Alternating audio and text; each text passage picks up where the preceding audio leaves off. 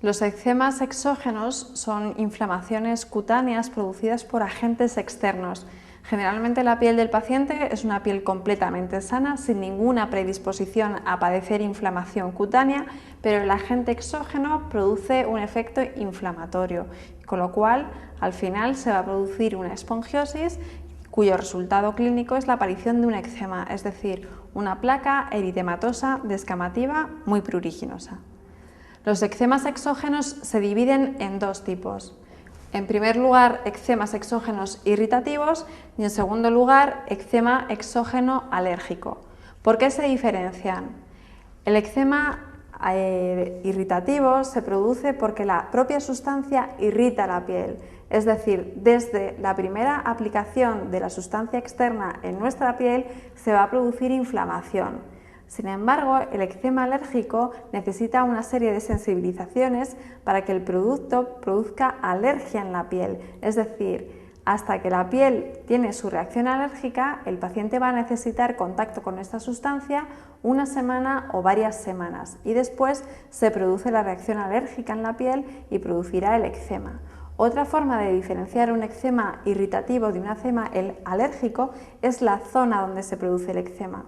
En el eczema irritativo, la zona eczematizada va a ser exclusivamente la zona donde el producto ha estado en contacto con nuestra piel.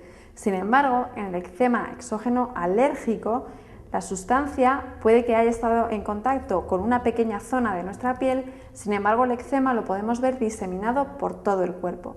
Generalmente los eczemas irritativos son mucho menos intensos que los eczemas alérgicos. Este tipo de eczemas, tanto el irritativo como el alérgico, se dividen a su vez en dos, dependiendo de si la sustancia por sí sola es capaz de producir inflamación en la piel o si la sustancia también necesita del sol para producir la irritación o la inflamación de la piel. Vamos a ver ejemplos. Los eczemas irritativos de contacto son aquellos provocados exclusivamente por una sustancia que en contacto con la piel la irrita. Aquí no es necesario el sol. El típico ejemplo sería el del jabón de lavar los platos.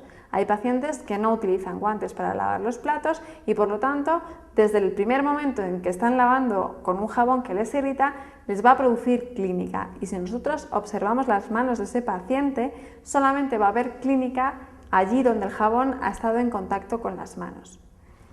Otro tipo de ejemplo de eczema, en este caso irritativo fototóxico, es el del perfume.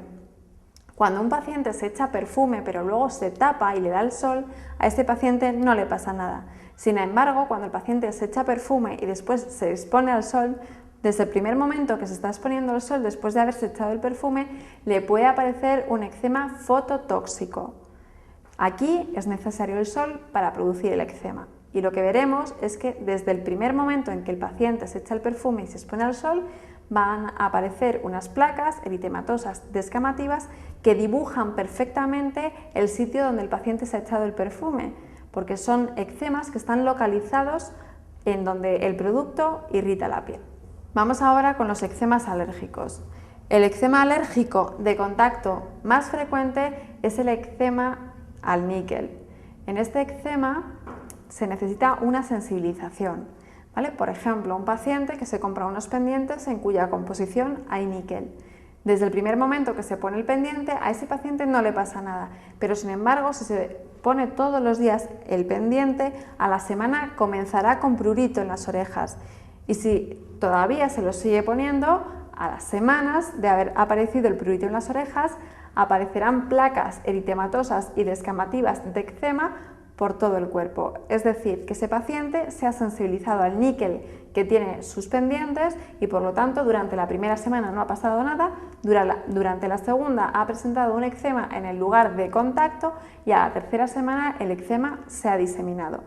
Y ahora vamos con el ejemplo de eczema fotoalérgico, es decir, aquí es necesario el sol para que se produzca este tipo de eczemas.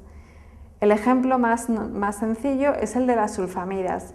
A un paciente que está tomando sulfamidas lo dejas en casa y no le da el sol y a ese paciente no le pasa nada. Sin embargo, si ese paciente que está tomando sulfamidas va al sol, el primer día no le va a pasar nada, pero a medida que se exponga al sol estando tomando sulfamidas, le va a aparecer un eczema que primero estará en las zonas fotoexpuestas, pero luego se hará generalizado.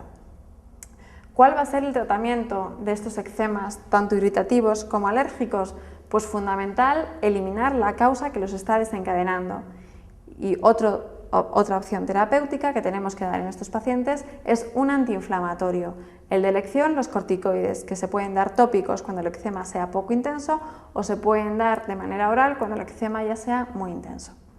En la pregunta nos están diciendo que valoremos cuál es el alergeno más frecuente que produce eczema alérgico de contacto en los albañiles. Los albañiles que están trabajando con cemento están expuestos todo el día al cromo y el cromo en este caso es el responsable de los eczemas alérgicos de contacto de la mayoría de los obreros. Por lo tanto, la opción correcta es la número 3.